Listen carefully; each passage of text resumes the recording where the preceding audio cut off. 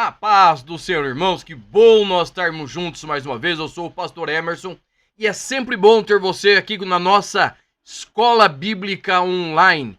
E nós estamos na lição de número 5 do primeiro trimestre de 2025. E a lição de hoje, nós vamos falar sobre Jesus é Deus. Nós já nesse trimestre, é um trimestre apologético, nós já falamos sobre a encarnação do Verbo, sobre o Deus triuno, e hoje nós vamos estar falando da divindade de Jesus, tá? Irmão Emerson, por que é importante falar isso? Porque você vai ver no decorrer da nossa aula que nós estamos com um número muito grande de seitas, heresias, que vão combater a divindade de Jesus, dizendo que Jesus foi apenas um homem, que Jesus tornou-se Deus, e nós vamos aqui explicar e mostrar o que a Bíblia fala a respeito da divindade de Cristo, tá bom? Então fica conosco aí, tem muita coisa boa para que você possa estudar conosco e levar para os seus alunos um ensino bíblico simples e direto, tá?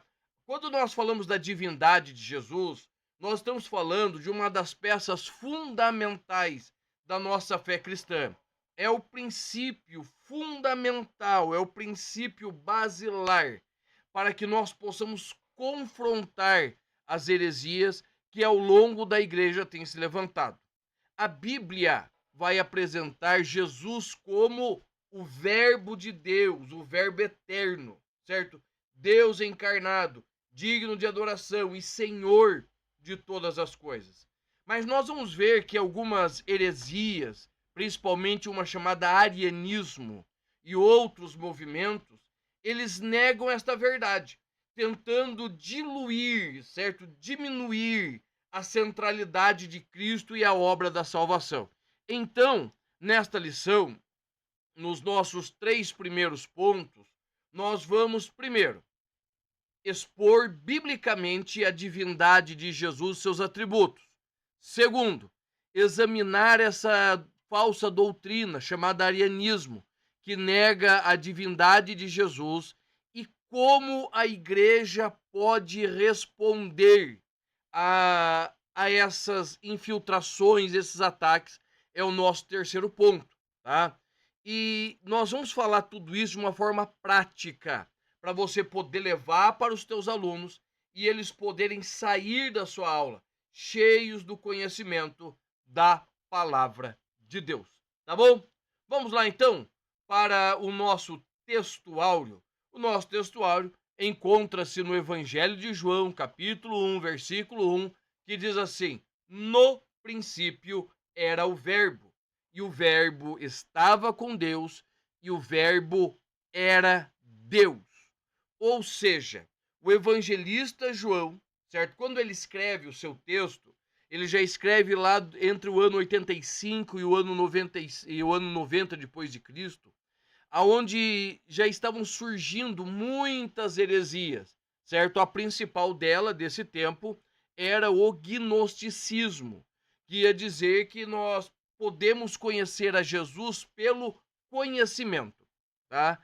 E João vai dizer exatamente o contrário, que não tem como conhecê-lo, porque o princípio, ou no princípio, era o Verbo. O Verbo é o princípio de todas as coisas. E ele vai dizer que o Verbo estava com Deus, ou seja, no momento de toda a criação do homem, a criação do mundo, o Verbo estava lá. E ele encerra dizendo: o Verbo era Deus. Ou seja, ele vai pegar o verbo, quem é o verbo? O verbo é Cristo. E ele vai colocar Deus sendo a mesma pessoa, a mesma substância. Lembra que nós falamos na lição passada sobre o credo de Nicéia, que foi elaborado por Tertuliano, e ele vai dizer substância de substância, ou seja, é a mesma matéria, o mesmo ser. Jesus e Deus são a mesma pessoa, tá? Vai dividir as funções, as operações, mas um e o outro são os mesmos. A verdade prática, ela diz assim: a divindade de Jesus está muito clara e direta na Bíblia, além de ser revelada no seu ministério terreno, na manifestação de seus atributos e nas obras divinas. Ou seja, a divindade de Cristo é um princípio basilar da nossa fé e nós não podemos negá-la, tá? Então esta é a introdução da lição de número 5, que nós estamos falando sobre Jesus é Deus. O nosso primeiro tópico, ele vai dizer assim: a doutrina bíblica da divindade de Jesus. Primeiro subtópico: Jesus é Deus. Preste bem atenção no que eu vou te dizer. A Bíblia, ela é categórica, ela é enfática em dizer, olha, o verbo de Deus se fez carne, certo? No princípio era o verbo. Jesus está revelando que o evangelista João está revelando que Jesus é Deus em sua plenitude encarnado, tá? A Bíblia vai dizer que ele deixou a sua glória, tá? Nós vamos ver o apóstolo Paulo explicando isso em Filipenses capítulo 2, a partir do versículo 5, tá? O profeta Isaías profetizou acerca do Messias, chamando-os de Deus forte, Pai da eternidade. Estas palavras revelam a natureza eterna de Cristo, que não pode ser reduzida como um mero profeta, como vão pensar os muçulmanos, ou uma força, como um sábio mestre, como as religiões asiáticas, né, orientais, elas vão dizer. Além disto, a passagem de João 10, verso 30, diz assim: eu e o Pai somos um. Ou seja, ele faz a distinção que ele é uma pessoa, o Pai é uma outra pessoa, mas ambos são um. Isso reforça a unidade, não apenas de propósito, mas também de essência. É importante nós usarmos, numa aula como essa, grandes ensinadores da nossa igreja. Por exemplo, o pastor Antônio Gilberto. Ele vai destacar que a obra redentora de Jesus depende da sua natureza divina. Somente um Deus infinito e perfeito poderia pagar o preço pelos pecados de toda a humanidade. O nosso grande escritor, ensinador Orlando Boyer, no seu livro clássico Heróis da Fé, ele vai afirmar que negar a divindade de Cristo equivale a desacreditar a obra da salvação. Ou seja, se Jesus não é Deus, se ele não morreu e ressuscitou, tá? Se ele veio aqui, se ele era apenas um homem, a obra da salvação não está completa, tá? Somente um homem sem pecados, nascido sem pecado, poderia morrer por todos. A obra da salvação depende desta divindade de Cristo, da sua divindade e da sua humanidade. O nosso tópico 2 diz assim: seus atributos absolutos. O que são os atributos? São qualidades inerentes à pessoa. Por exemplo, eu posso dizer, João é um bom pedreiro. Eu estou falando das qualidades de João no seu ofício. Francisco é um bom músico, tá? Joana é uma boa cozinheira. Tá? Então nós estamos falando de qualidades. E esses atributos absolutos são aqueles que somente Deus tem. Por exemplo, primeiro, a sua eternidade. Jesus vai dizer, antes que Abraão existisse, eu sou. João 8,58. Falando da sua identidade como Deus divino revelado, tá? E a sua existência que transcende o tempo. Jesus é atemporal. Ele não tem princípio e não tem fim, ok? Segundo atributo, sua onipotência. Demonstra o seu poder sobre toda a criação. Em João capítulo 11, ele ressuscita Lázaro depois de 4 dias de morto. Em Marcos 4:39, nós vamos ver o poder de Jesus sobre a natureza. João 6:10, nós vamos ver Jesus multiplicando pães, ou seja, ele tem todo o poder. Nós vamos falar dele andando sobre as águas, nós vamos falar dele se transfigurando. Depois da sua ressurreição, ele não está limitado ao físico, ele transpõe as portas, ou seja, ele é onipotente, ele é onisciente.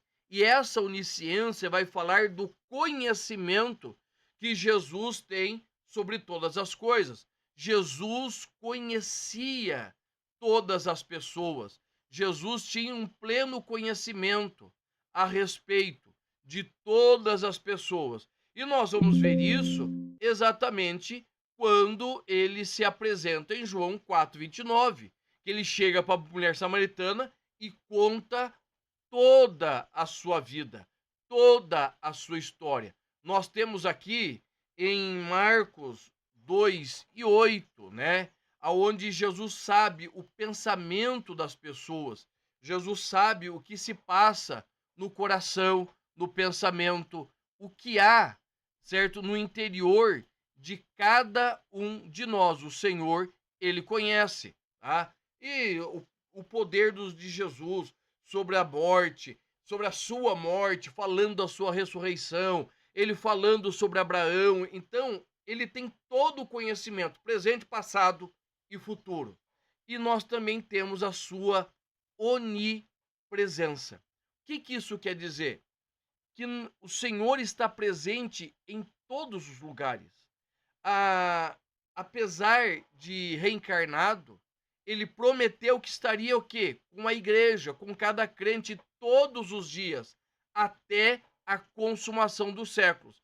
E isso, irmãos, nós, usando o material do pastor Ezequiel Soares, nós vamos ressaltar que esses atributos são provas incontestáveis de que Jesus não é uma criação de Deus, mas o próprio Deus encarnado, possuindo a mesma qualidade do Pai. Porque, por exemplo, nós pegamos o nosso adversário, ele é uma criatura de Deus, certo? Ele foi criado, ele era um anjo de luz antes da queda. Ele tem poder? Sim. Ele tem autoridade? Sim. Mas nenhum desses 4 critérios ele tem. Ele não é eterno porque ele foi criado. Ele viverá o resto da eternidade, mas ele foi criado, então ele tem um princípio. Ele não é onipotente. O poder dele está limitado à operação que o Senhor permite. Ele não é onisciente. O Senhor sabe o meu pensamento, o seu pensamento. O maligno não sabe. Ele conhece as nossas expressões, os nossos desejos, ele conhece. Mas ele não consegue compreender a nossa mente. Quarto, ele não é onipresente. Ele, através de uma grande rede de demônios que estão sobre a sua tutela, mas ele não está em todos os lugares. Ou seja, o Senhor, ele é onipotente, onipresente, onisciente, eterno. E isto vai confirmar a verdadeira divindade de Cristo. No nosso segundo tópico, vai dizer assim: heresias que negam a divindade de Jesus. O primeiro tópico fala sobre o arianismo, tá? Que vai falar de um bispo, um presbítero da igreja de Alexandria, no Egito, certo? Que ele vai introduzindo ensinos contrários ao que era o senso comum da igreja. Porque, veja bem, preste atenção, irmão. Como a fé foi criada, como a fé vai sendo passada? Oralmente, certo? Oral, através das experiências, tá? E os irmãos foram passando a fé de boca em boca, até que chegou um tempo que foi, através dos pais da igreja, foram se selando os conhecimentos da igreja, tá? E quando Ário, no século IV, ele começa a expor o seu pensamento, que não é um pensamento só dele, outros de menor envergadura vieram antes dele, ele vai fazer o quê? Ele vai dizer que Jesus era uma criatura de Deus, ou seja, Jesus era inferior a Deus, argumentando que em um ponto do tempo, Jesus foi criado, mas ele não é eterno como Pai. Então ele é uma criança na visão diário. Preste bem atenção. Na visão diário, tá? Jesus não é um ser eterno e ele foi criado, tá? Então ele é um semideus. Até um dos pensamentos do arianismo, influenciado pela cultura grega, era exatamente essa ideia de semideus. Por quê? Porque no mundo antigo, né, os falsos deuses, principalmente os romanos, eles desciam dos seus tronos, né, e eles coabitavam, eles dormiam com as mulheres e nasciam os semideuses. Tá? Então a ideia de Ario ia mais ou menos nesta linha. Tá? O arianismo ele gerou uma divisão muito grande na igreja, mas no concílio de Nicéia, certos bispos se levantaram, homens de Deus se levantaram e vão o quê? Lutar veementemente contra ele, principalmente um outro bispo de Alexandria, chamado Atanásio, certo? E o pastor Antônio Gilberto afirma que essa heresia não era apenas uma questão teológica, mas era uma afronta contra a natureza de Deus, a natureza de Cristo. E isso é enfática a posição a respeito da salvação, pois somente um Deus infinito pode salvar um homem pecador. No subtópico diz assim, suas explicações. Como que nós vamos explicar isso daí? Tá? O arianismo interpretava textos, por exemplo, João 14:28, o Pai é maior que eu, fora de um contexto geral das Escrituras. No entanto, ao compreender a encarnação de Cristo, fica claro que ele assumiu a forma humana, rejeitou temporariamente a sua glória para estar conosco, tá? E além disso, o termo unigênito, ou seja, monogênese no grego, certo? Não indica que Jesus foi criado, mas vai falar da singularidade como filho de Deus, que compartilha da mesma essência de Deus. A ideia do arianismo, e isso às vezes influencia a nossa igreja, por exemplo, muitos vão dizer assim, quando fala a respeito da volta de não, Jesus disse, né, desse dia e hora ninguém sabe, somente o Pai. E eles tratam como se Jesus até hoje não soubesse, fazendo uma distinção entre o Pai e o Filho. O Pai e o Filho, eles são distintos nas suas obras, mas a sua natureza ela é a mesma. Tá? Então o Pai e o Filho, eles são um. E como que foi solucionado esse problema, essa controvérsia, está no nosso tópico de número 3. Né?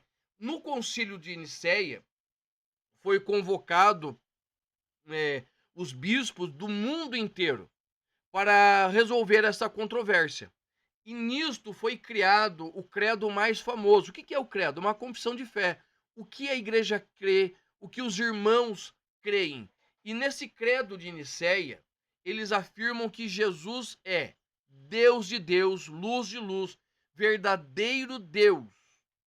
Verdadeiro Deus de verdadeiro Deus. O termo, né, que eles colocaram ali, que é da mesma substância, homólogos ou sul, certo? Ele indica que Deus e Jesus compartilham a mesma essência, a mesma pessoa, tá? Um pastor das antigas, pastor Abraão de Almeida, ele vai destacar que este evento histórico preservou a verdadeira Bíblia. A verdade bíblica foi ali reafirmada e a nossa fé cristã foi preservada. Então o concílio de Nicéia é muito importante. Se você tiver oportunidade, dá um Google aí, procura melhor, entendeu? Se informa sobre ele para você passar mais informações para os seus alunos, porque eu tenho certeza que vai ser de grandíssima valia para os seus alunos, tá bom? E o nosso tópico 3 vai dizer assim, as implicações do arianismo na atualidade. Por mais, irmãos, que a heresia de Ario, né, que era o bispo de Alexandria, que criou essa heresia, por mais que a heresia de Ario foi combatida e por centenas de anos aí, quase 1500 anos, essa pedra foi colocada em cima do arianismo. Nesses nossos últimos tempos, nossos últimos 150 anos, tá? Muitos estão removendo esta pedra. Tá? Então nós vamos falar, por exemplo, o nosso primeiro tópico, a tradução do Novo Mundo. Essa tradução do Novo Mundo é a tradução que foi escrita pelos Testemunhos de Jeová, certo? É uma história muito complexa aí, muito fora de base, mas os Testemunhos de Jeová, eles dizem que a nossa Bíblia, certo? A Bíblia que nós usamos, ela está errada. E somente a tradução deles está correta. Quem traduziu a Bíblia deles? Foi foi Russell, certo? Que foi o fundador dos Testemunhos de Jeová. Só que um detalhe, ele não sabia nem grego nem hebraico. E nenhuma comissão bíblica até hoje, nenhuma sociedade bíblica aceitou a sua tradução. Por quê? Dá uma olhadinha no Evangelho de João, João 1:1, certo? O que está escrito lá em João 1:1? No princípio o verbo era Deus. Agora, olha o que a tradução Novo Mundo vai dizer. E o verbo era, no princípio o verbo era Deus, na nossa tradução, certo? João Ferreira de Almeida vai dizer assim, no princípio era o verbo estava com Deus e o verbo era Deus. Agora presta atenção no que está escrito na tradução Novo Mundo, a tradução dos Testemunhos de Jeová. E o verbo era um Deus, com um D minúsculo. Ou seja, ele está rebaixando a divindade de Cristo a mera semelhança de um Deus. Um Deus como tem aí no mundo, tá? E essa interpretação do Testemunho de Jeová, ele contradiz a gramática grega, que claramente aponta para a divindade de Cristo. É importante, mas é muito importante. Se você puder, a hora que você for dar aula, prepara um cartaz com a nossa tradução, certo? E outro cartaz com essa tradução do Novo Mundo, certo? Dos Testemunhos de Jeová. Explica para eles que para os Testemunhas de Jeová, Jesus é apenas um semideus. Era um Deus pequeno, tá? Isso por quê? Porque Charles Russell, ele é, para eles, o último profeta, certo? Os Mormons também vão pensar assim. Então ele é o último profeta.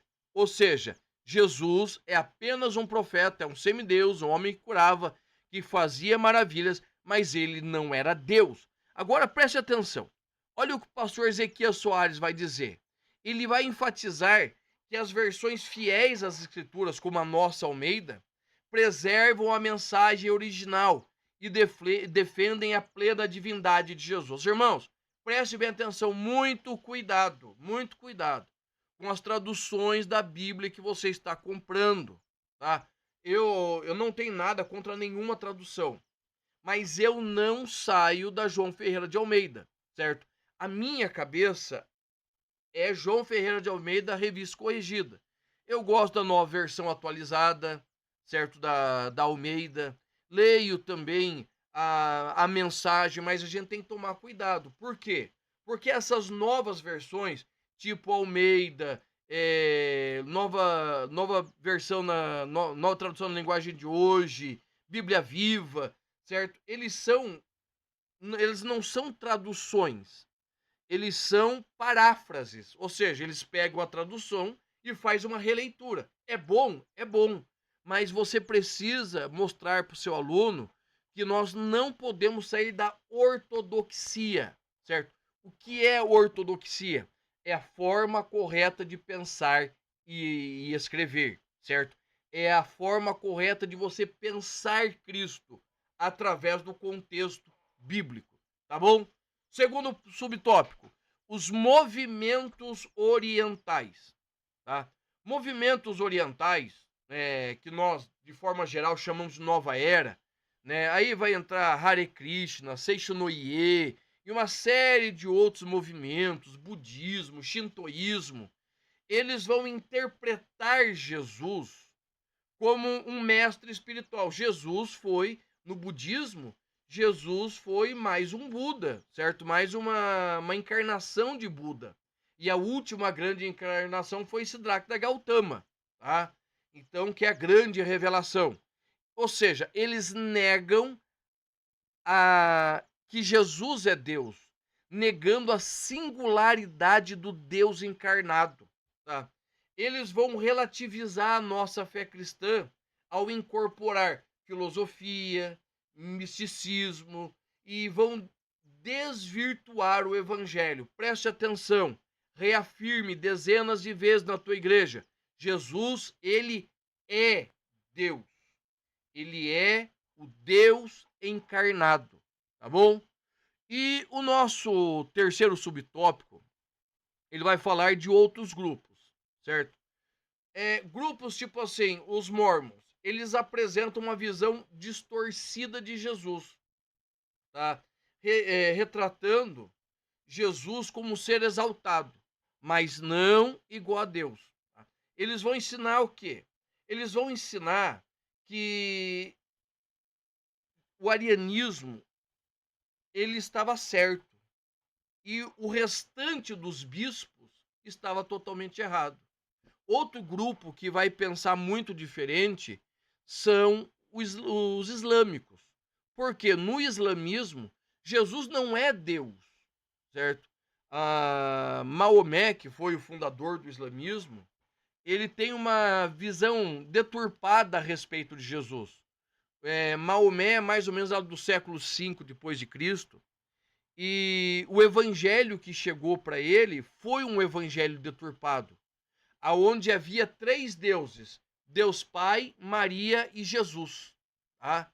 E isso deturpou a visão de Maomé, e ele teve, segundo ele, uma outra revelação que vai desqualificar. Por quê? Porque no Corão, Jesus é tido como um profeta, mas Maomé é o grande profeta. Então, irmãos, é muito importante nós pensarmos desta forma, nós olharmos desta forma e vermos o poder do Cristo glorificado, tá? E o terceiro tópico vai falar sobre terceiro tópico, a nossa conclusão, certo? Você precisa colocar isso para os seus alunos. A divindade de Jesus é central para a nossa fé. Coloca isso, tá? Negá-la é rejeitar totalmente o evangelho. E nós temos pastores: Antônio Gilberto, Ezequiel Soares, Abraão de Almeida, Orlando Boyer, Augusto Nicodemos, Hernandes Dias Lopes e outros. Por quê? Porque por mais que nós tenhamos algumas divergências com os presbiterianos, certo? Mas o cerne da nossa fé é a mesma, tá? E o que esses irmãos vão dizer? Que a igreja precisa reafirmar a palavra de Deus. Pronta. A igreja precisa estar pronta para defender essa verdade. Jesus é o Deus encarnado, digno de adoração e o único mediador entre Deus e os homens. Tá bom? Espero ter ajudado você e eu te espero semana que vem na nossa próxima lição. Deus abençoe e a paz do Senhor.